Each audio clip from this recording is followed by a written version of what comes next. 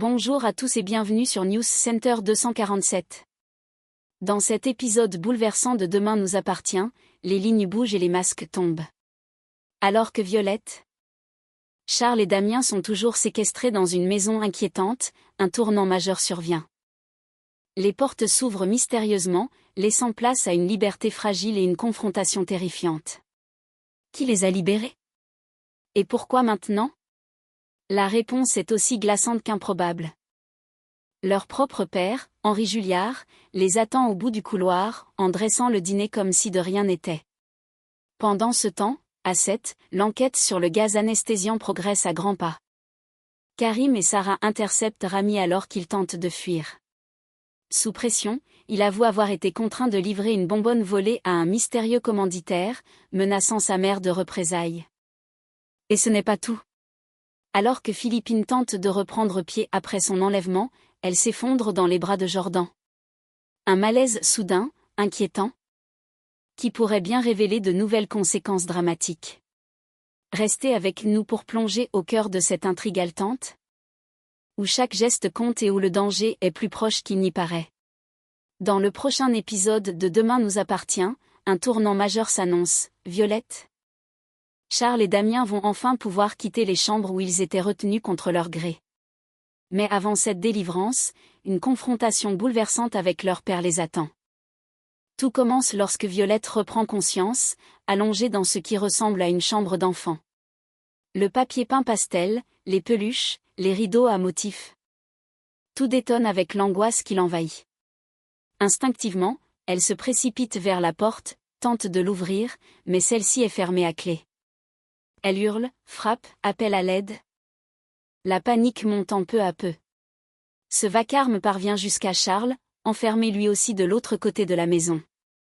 Il tend l'oreille, inquiet. Puis se dirige vers la bouche d'aération reliant sa pièce à celle de Damien. Dans un chuchotement fébrile, il le prévient. Quelqu'un d'autre est là, une jeune fille, et il est presque certain qu'il s'agit de Violette. L'intuition de Charles ne fait aucun doute pour Damien. Le puzzle se met en place dans leur esprit. Leur père a enfermé ses propres enfants, et Violette est la troisième captive. Le lien entre eux se renforce dans cette situation de crise, et chacun sent que le moment décisif approche. L'heure de la vérité va bientôt sonner pour Henri, ce père devenu geôlier, et ses enfants unis dans la douleur. Au commissariat, l'atmosphère est tendue mais studieuse. Face à Karim, assis derrière son bureau, Jordan et Bastien racontent avec sérieux et émotion le déroulé de la veille. Leur visage encore marqué par la stupeur. Les deux adolescents essaient de reconstituer chaque détail de cette soirée qui a viré au cauchemar. Philippine, quant à elle, reste silencieuse mais profondément préoccupée. Observant les garçons avec une inquiétude maternelle palpable. Karim les écoute attentivement, notant chaque élément, chaque hésitation, chaque souvenir. Puis, avec calme mais gravité, il leur révèle les premiers résultats de l'enquête. Les trois jeunes ont été endormis à l'aide d'un gaz anesthésiant puissant. Une bonbonne contenant le gaz a été retrouvée dissimulée dans un meuble du salon. Le mécanisme d'activation était sophistiqué, déclenché à distance par le ravisseur, ce qui montre un haut niveau de préparation. Malheureusement, aucune empreinte, aucune trace exploitable n'a été retrouvée, ce qui complique sérieusement les investigations. L'auteur de cette opération a agi de manière méthodique, sans laisser le moindre indice derrière lui. Une chose est sûre, il ne s'agit pas d'un acte improvisé, mais bien d'un plan froidement exécuté, visant clairement à neutraliser les occupants du foyer pour agir en toute liberté. Un peu plus tard dans la journée, une avancée capitale fait basculer l'enquête. Les experts de la police scientifique confirment que la bonbonne de gaz utilisée lors de la dernière attaque provient, elle aussi, du stock médical de l'hôpital Saint-Clair. Une révélation qui ne laisse plus place au doute, le gaz anesthésiant a été volé depuis l'intérieur même de l'établissement, et la piste Rami redevient brûlante. Karim et Sarah, sans perdre une seconde, foncent sur le terrain. Ils localisent Rami, qui semble pressé, nerveux, et prêt à disparaître. Lorsque les policiers l'approchent, il tente de fuir, mais est rapidement rattrapé. Le ton monte, la tension est palpable. Karim le menotte sans ménagement, le regard dur, les mâchoires crispées.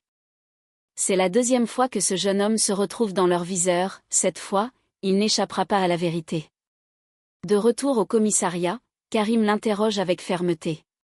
Face à lui, Rami tente d'abord de nier, de minimiser. Mais la pression monte, les preuves s'accumulent, et le regard intransigeant de Karim ne lui laisse aucun répit.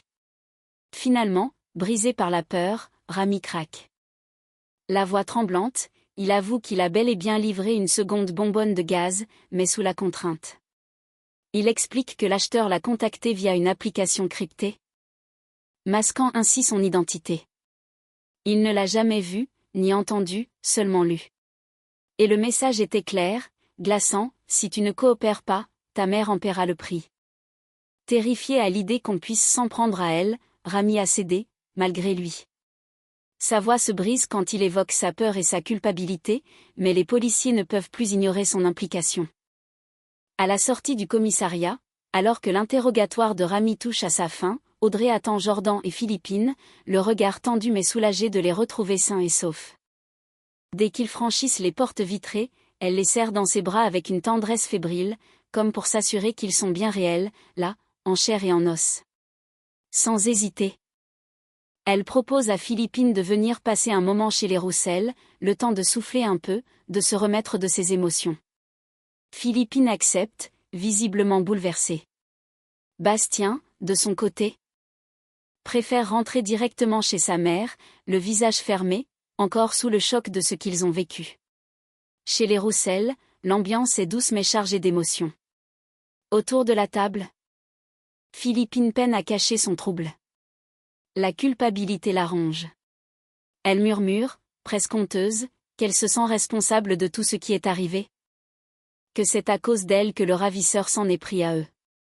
Audrey, calme et rassurante, lui prend la main et lui dit qu'elle ne doit pas porter ce poids, que le seul coupable, c'est celui qui les a drogués et enfermés.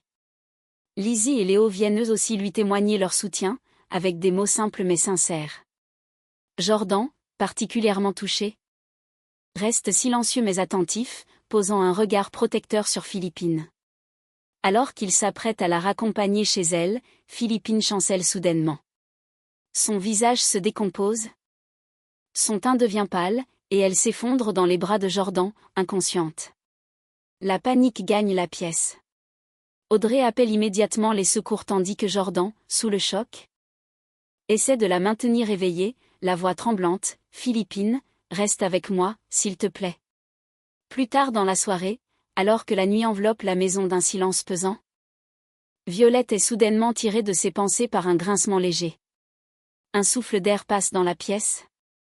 Elle tourne lentement la tête vers la porte de sa chambre, elle est entr'ouverte. Un frisson la parcourt. Elle reste figée, le cœur battant à tout rompre. Est-ce un piège? Un oubli? Ou quelqu'un essaie-t-il de l'aider à s'échapper? Elle n'ose pas bouger, tend l'oreille. Le silence est oppressant, presque irréel. Puis, des pas précautionneux s'approchent. La porte s'ouvre un peu plus. Et là, dans le halo sombre du couloir, apparaissent les visages de Damien et Charles. Essoufflés, émus, soulagés de la voir. Ils murmurent son prénom, et elle court se jeter dans leurs bras. L'émotion est intense. Les deux frères lui expliquent que leurs propres portes se sont également ouvertes, sans bruit, comme par miracle. Aucun d'eux ne sait qui est à l'origine de cette libération soudaine. Mais une chose est certaine, ils ne sont plus seuls, plus enfermés. À cet instant précis, un mélange de peur, d'espoir et de soulagement les unit. Car si quelqu'un a pris le risque de les libérer, alors peut-être qu'une chance de s'échapper, ou de renverser la situation, vient de s'ouvrir à eux. Profitant de cette étrange liberté retrouvée, les Julliard se glissent hors de leur chambre sur la pointe des pieds. Violette, Charles et Damien avancent lentement dans le couloir sombre, le souffle court, les sens en alerte. Le silence est pesant, chaque pas résonne comme un coup de tonnerre dans cette maison qui leur a servi de prison. Arrivés au bout du couloir, ils s'arrêtent net. Dans la salle à manger faiblement éclairée, une silhouette familière est affairée près de la table. Des assiettes sont disposées avec soin, des couverts alignés avec minutie, des verres remplis d'eau. Un dîner est en train d'être dressé. L'homme se retourne, un léger sourire sur le visage. Et là, le choc. Damien recule d'un pas, le regard figé, le souffle coupé. Il n'a plus le moindre doute. C'est lui. C'est notre père. Henri Julliard, calme, presque serein, les fixe avec une étrange douceur dans les yeux, comme si de rien n'était.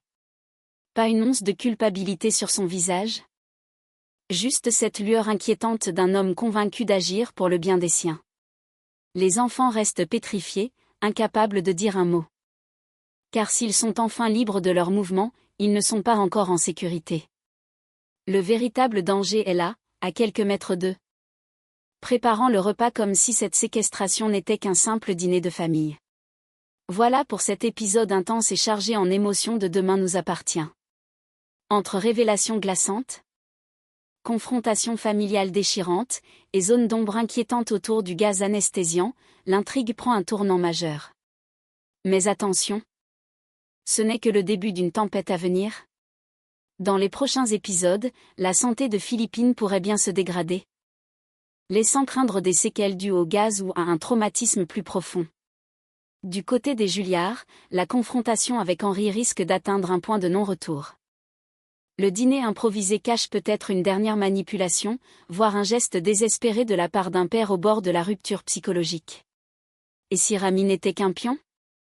La piste de l'application cryptée pourrait mener les enquêteurs à un cerveau bien plus dangereux et insoupçonné, prêt à tout pour garder son identité secrète. Si cette vidéo vous a captivé, likez. Abonnez-vous à News Center 247, et surtout activez la cloche pour suivre chaque rebondissement d'une intrigue de plus en plus étouffante. En commentaire, dites-nous. Croyez-vous qu'Henri soit réellement seul dans cette histoire ? Ou est-il lui aussi manipulé ? On se retrouve très vite pour la suite, et peut-être, les premières vraies réponses. À bientôt. Et comme toujours, restez attentifs, car à 7, rien n'est jamais terminé.